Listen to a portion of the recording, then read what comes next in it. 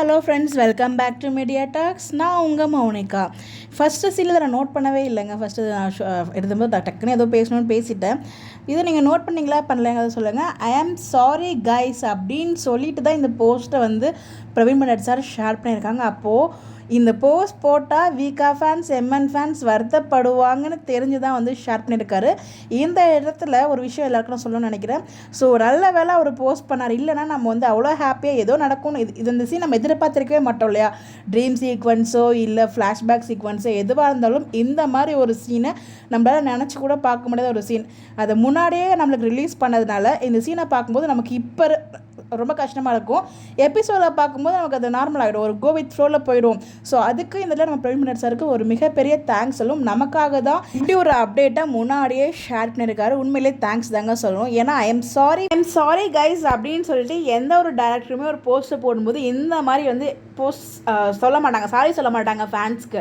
So நம்ம எந்த லெவலுக்கு அவங்கள ரசிக்கிறோம் அப்படிங்கிறது அவங்களுக்கு தெரிஞ்சதுனால மட்டும்தான் இந்த போஸ்ட் போட்டால் நம்ம எந்த லெவலுக்கு எவ்வளோ ஹர்ட் ஆகும்னு தெரிஞ்சனால தான் அவங்க வந்து சாரி அப்படிங்கிற வார்த்தையை அவர் மென்ஷன் பண்ணி அவர் போடணுங்கிற அவசியமே கிடையாதுங்க. ஸோ அவர் ஒரு டேரக்டர், டீமில் சொல்கிறாங்க, அதை அவர் செய்கிறாரு, அவ்வளோதான்.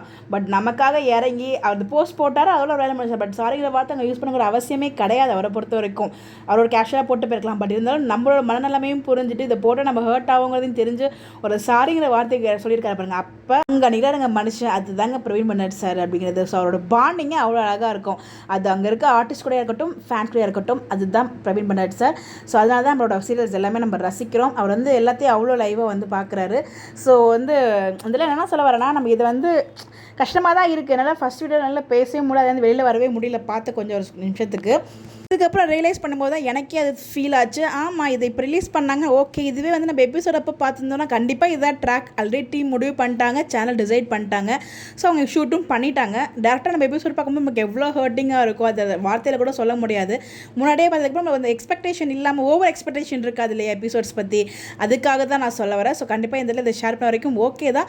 பட் இது இப்படி கொண்டு போகணும் இல்லையா ஸ்டோரி, அவங்களும் இப்படியே மூவ் பண்ணணும்னு நினைக்கிறாங்க இல்லையா? இப்போ வந்து ஃபாஸ்ட்டாக இப்போவே விஜய் கிட்ட காவிரி சொல்லிட்டாங்க அப்படின்னா அங்கே ஸ்டாப் ஆகிடும் சீரியல்ஸ், நெக்ஸ்ட் மூவ் ஆன் ஆகாது இல்லையா? நம்ம நினைக்கலாம் ஹாப்பியாக கொண்டு போங்க அப்படின்னு சொல்லிட்டு, பட் அது நிறைய எல்லா காமன் ஆடியன்ஸ் பார்க்க மாட்டாங்க. ஒரு வீக்காக ஃபேனாக எனக்கு ரொம்ப கஷ்டமாக இருக்குது. பட் அந்த அவங்களோட சுச்சுவேஷன் நினைக்கும் போது எனக்கு அது புரியுது. நார்மலாக எடுத்தாங்க அப்படின்னா ஃபுல்லாக வீக்காக மட்டும் எடுத்தாங்கன்னா வீக்காக ஃபேன்ஸ் எம்என் ஃபேன்ஸ் பார்ப்பாங்க, நார்மல் ஆடியன்ஸ் யாருமே பார்க்க மாட்டாங்க இல்லையா?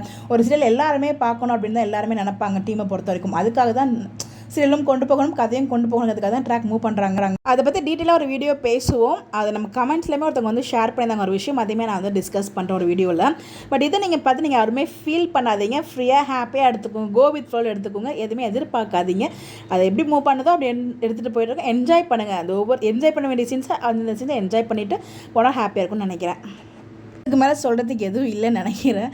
உங்களுக்கு என்ன தோணுது, நீங்கள் என்ன நினைக்கிறீங்கன்னு சொல்லி மறக்காமல் கமெண்ட்டில் ஷேர் பண்ணுங்கள். இந்த மாதிரி எப்படி தெரிஞ்சுக்க நம்மளோட சேனலை ஃபாலோ பண்ணிக்கோங்க. Bye bye.